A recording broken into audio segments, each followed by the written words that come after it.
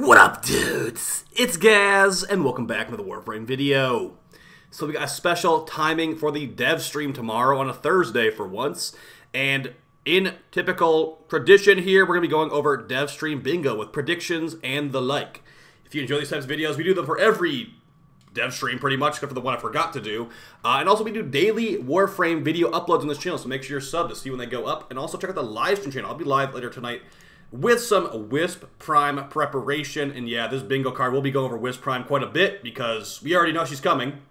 And yeah, I'll be getting the final preparation for Wisp Prime, get some big plat hopefully. Alright, let's get into it. So I got some gameplay, and we're going to be going over what the situation is here. First off, let's just talk about what they have officially told us will be on their dev stream, then we'll do the predictions after that. So as far as what they're talking about in the dev stream, you're going to have a couple things. So for one, there's going to be a Umbra Forma Twitch drop, and this stream starts at Thursday, June 29th at 2 p.m. ET.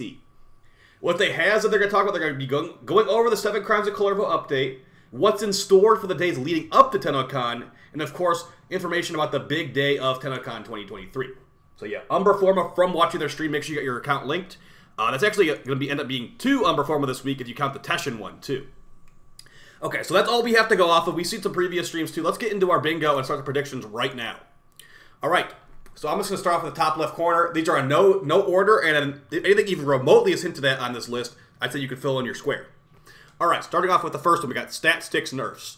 I already know that one of the devs doesn't like stat sticks, but at the same time, we just got the ceramic dagger Incarnon, we've got all these new Incarnons, etc., etc., so it seems like stat sticks are stronger than ever right now, and easier to use than ever. Maybe DE will decide this is not the way they want things to be going. They're like, okay, we don't want this Incarnon thing working on that, or we don't want the ceramic dagger to have 100 initial combo, we want it to have 50 initial combo, because people are using it for other things we weren't thinking of. That's something they could do, you know, didn't think of everything when they created it, but I'm hoping not, just because I know one of the devs doesn't like stat sticks, and I'm hoping this isn't, there's no reason to do that here, so don't nerf any melees, please, DE. We need melee buffs, and we'll get to that later. Alright, first square completed. Next one, no updates until after Tennocon. Tennocon or after Tennocon. So they did say in that post, this is the last dev stream until Tennocon, and Tennocon is August 26th, the end of August, almost September. So we just got 7 Crimes of Kullervo. I have a feeling we're not going to get any new updates until Tennocon, honestly, like late August, almost September, which would be a shame because there's really not much going on in the Kullervo update. There's a couple new arcanes, there's a new frame, 1 new weapon, and that's basically it. So I guess we'll get Wisp Prime like next week or the week after that with her stuff, and then there will be nothing until Tennocon is my assumption. They would probably tell us that here in this stream, but if they don't, yeah, I guess you just can't fill it. If they don't say there's no updates and we learn about that later, you can't technically fill it in yet. Speaking of Tennocon, hyping up the Tennocon ticket. I think the live event is sold out, and the super deluxe, like get your voice actor in the game kind of ticket is also sold out. So they're going to be probably trying to hype up the borrow ticket because why not? I mean, it's easy money for them. And yeah, they might just be talking about, they did even say they're going to be talking about what's going to be at Tennocon, but that's some future squares as well. If they talk about the Tennocon digital ticket at all, you can pretty much fill this one in. Basically a free one as far as I'm concerned. Alright, moving on. Melee buffs, non-glaive. So a lot of the melees in this game just don't even feel like worth using versus all like the power crept guns we have, and even like the really strong melees we have, like Glaive Prime, Serrata, you know, Exodia Contagion, etc., Zaws, blah, blah, blah. Versus like a normal melee, like Dual Carriage Prime is good. I'm just going to say Dual Carriage Prime, the first weapon that comes into my head. That weapon is good. But, like, compare that to the Glaive Prime. It's not anywhere near as good as the Glaive Prime or Exodia Contagion. Maybe they could undo some of those Blood Rush nerfs from years ago, if they want to. I know I wouldn't mind that. I just feel like there's a lot of melee weapons that just don't really have a place in the game right now, and you can just use them because you're like, oh, I think that rusty piece of metal on a stick looks cooler than the other one. Like, there really is not much purpose to most melee weapons in this game. And maybe they could change that in some way. Moving on, self-damage cancel. I'm going to put this on every Devstream bingo until they actually squash it officially. On the November Devstream of last year, they showed that they were going to be adding self-damage back in some way, or working on adding it back. And here we are in, like, June of the year after that, and it's not here. So I think it might be canceled, but hey, maybe they can actually officially say this is squashed. I'd say if they don't show any self-damage stuff on this stream, which they probably won't, I'm going to go ahead and call it canceled. It's been about, like, what, like 8-10 months now? They're not going to be adding that, I hope. Moving on, cross save, no info yet. You know they're about to say that. Like, okay, speaking of cross save, the one guy I read message in chat, yeah, we don't have any information for you, guy in chat. They're just gonna say there's no updates on cross save. We'll know when you know. I hate to be like sound like a cynical jerk from that, but like it's just that's the response they give every time we talk about cross save. So I think that they're gonna without fail give that response. You'll know when we know, etc., etc. So I'm hoping that it's gonna get announced or launched at Tennocon because I'm actually sick of being asked about it. I know D's probably even 10 times more sick of being asked than I am. So yeah, for everyone's sake, let's get that in there.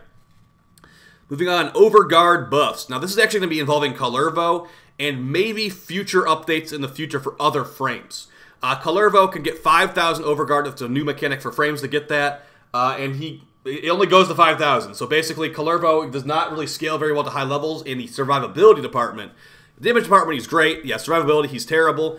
So maybe they could, you know, address those concerns players have had for Kullervo at high levels. But at the same time, the game is not based around super high levels. So us saying Kullervo is bad at high levels, it's like, you know, does DE really have to care if Kullervo's bad at high levels survivability-wise? Probably not.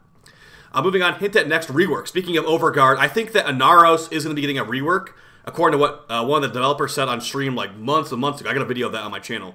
I think this Overguard is laying the groundwork for the Inaros rework. A way they can make Inaros tanky without giving him shields. If he has like 2 million Overguard, he's not going to die in one bullet at level 10,000. So that's good at least.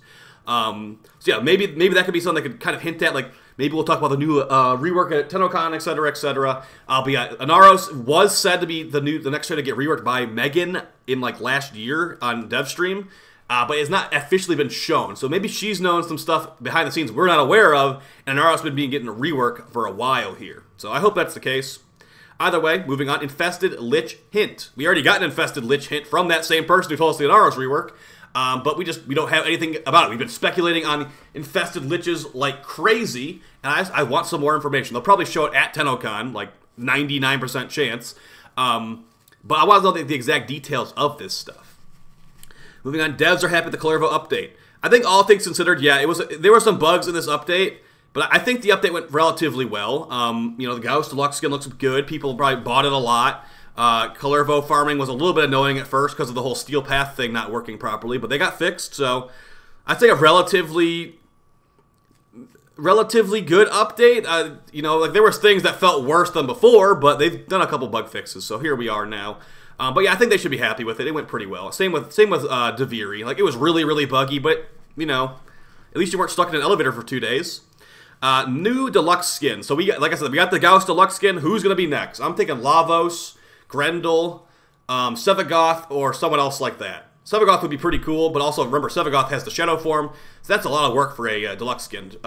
Shadow Form skin and then a normal mode skin, so we'll see. Sevagoth Deluxe would be cool, though. New person on the couch. I swear, I cannot remember these new team members they have on the couch. I'm just so used to Steve, Jeff, Sheldon, Scott, and Steve.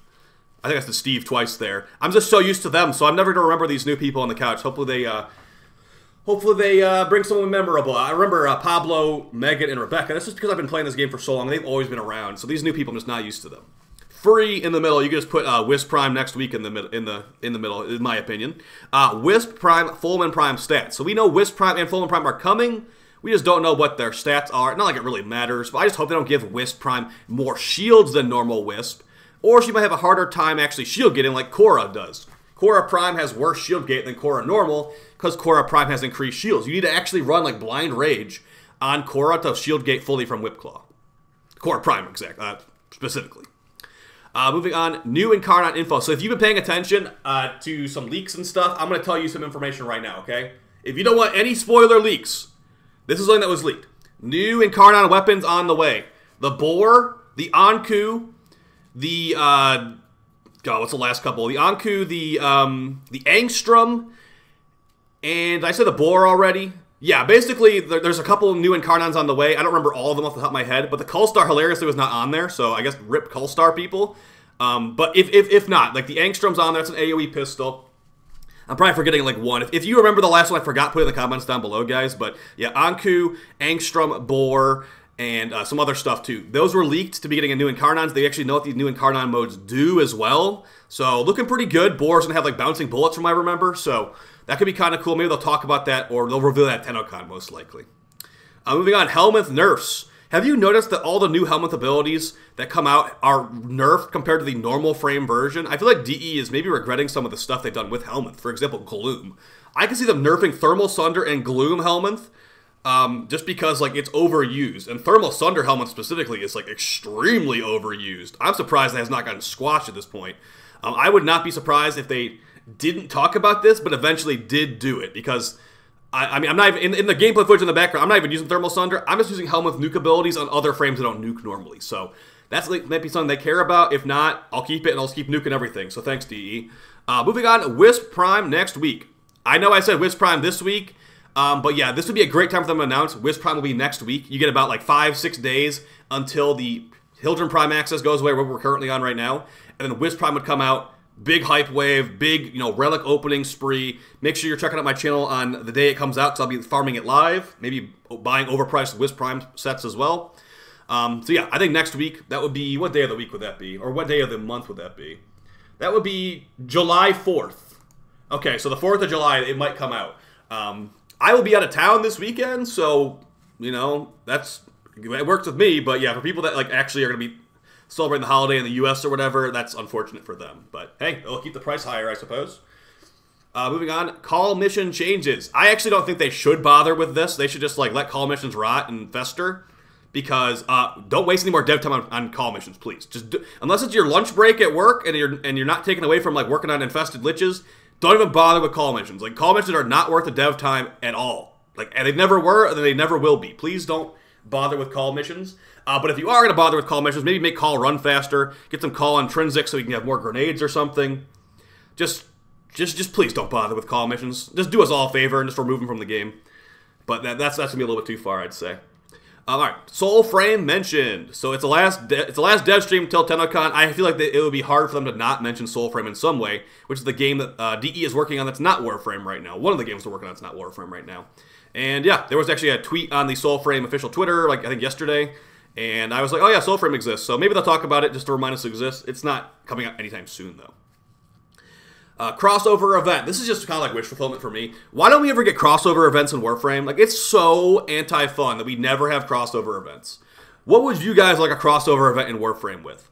I think that there's lots of good ones. An anime crossover, an anime crossover weapon could be kind of cool. How about we get... I don't even know what anime they would go for, but let's just say they get a JoJo weapon. I guess JoJo doesn't have weapons. So, some anime weapon, we get a special skin of it in this game. How about the a Devil May Cry sword, the Sparta sword from Devil May Cry. Something like that. I want a crossover weapon in this game. I want a crossover weapon skin. Crossover frame skin could be cool. Just something that would be a crossover that we don't have, that's not original from WARFRAME. Please. And preferably something that's easily noticeable too. So how about this? A Pikachu crossover, okay? I know that would never happen, but what if you could have a Pikachu skin for your Kavat, or a Pikachu skin for your Kubra? That kind of stuff is what I want in this game. At least one of them. We never get any of that stuff, so I hope that we get one before, I don't know, 10-year anniversary is up. Either way, moving on. New Kuva and Tenet weapons. We hardly ever get these. New weapons of the Kuva Lich and the Corpus Lich. I'm not holding my breath for it, because it feels like they just don't want to make new ones, so... If they do, I'd be super happy. You can fill in that square, but you'd be surprised how infrequently they make these new Kuva and Tenet weapons. It's honestly weird. Last couple we got here, more anniversary announcements. So yeah, we are in the 10th anniversary, and they said there'd be more stuff leading up to Tennocon on the 26th of August. I think we're getting some Twitch drops or something, but really haven't seen any new booster weekends announced or anything like that. So maybe they'll announce that stuff tomorrow as well. Kalervo survival changes. This is honestly the same thing as the Overguard changes, but as I said, Kalervo can only get 5,000 Overguard, can't go above that, so if they could make Kalervo's Overguard scale with armor, Kalervo's Overguard has iframes, Kalervo's Overguard something, scale of strength. It doesn't even scale of strength right now, so he needs a little bit of survivability help if you ask me, but also DE doesn't really care about level 10,000 missions at the same time, so we'll see what they end up doing. Last two here, warning about Incarnon Riven nerfs. This, if you are a Riven trader, user, blah, blah, blah, you should know that this is on the way. Wisp Prime access is when they will be nerfing Incarnon Rivens. And I think they might just give us a warning. Hey, guys, by the way, next week, your Miter Riven, your Latron Riven, your Lex Riven, they're getting taken out back, to be honest. So, we'll only nerf it by 0.2, I think it is at most. But yeah, don't even expect it. Like, I'm guaranteeing they will nerf some of these Rivens with Wisp Prime Access. If they don't, that would be shocking. And the only reason they would not do that is because it's like, oh, the Riven system couldn't catch up with the new changes yet. So it will be the next Prime Access will nerf them. That's the only way they would not nerf them this time. And the last square on here is gardening changes. Gardening is so underwhelming in Warframe. Is that a good thing? Probably. But yeah, the way it is right now, you just like basically go into the Duviri cave like once every 20 hours, and that's all you do. You don't water the plants. You don't build special items. You don't do nothing. You just go in there and pick up free resources. So that's okay with me, but maybe they think it's a little bit too boring, like a lot of people do. Like, honestly, gardening doesn't even exist to me. Whoever spent all that time making that stuff, it probably wasn't worth the time, dude. So maybe they could spice it up a little bit, make it more interesting. Don't make it more important, but make it more interesting to people that actually do want to potentially go in on that stuff. So that's going to be your Devstream prediction video for June 2023. It's basically July at this point, but yeah. And yeah, I hope that we have a good stream tomorrow, guys. Either way, you're getting an Umber form out of it if you have the Twitch drop. So come out, check out my live stream. I'll be live tonight, and I'll be live tomorrow. When their stream goes up, I'll probably be live about an hour before their stream goes up, like about 1 p.m. ET. And yeah, I'll be streaming their whole thing. They'll have a Devstream overview video tomorrow night, too. So make sure you're subbed to all that stuff. I appreciate all the support, guys. All right, guys, take it easy. See you soon. Peace!